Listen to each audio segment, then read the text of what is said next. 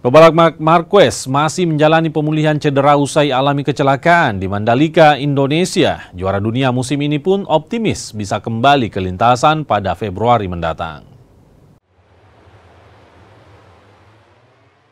Juara dunia MotoGP 2025, Marc Marquez sepertinya tak akan bisa kembali ke lintasan musim ini. Cedera yang dialami pebalap Ducati itu membuatnya kembali harus menempi panjang.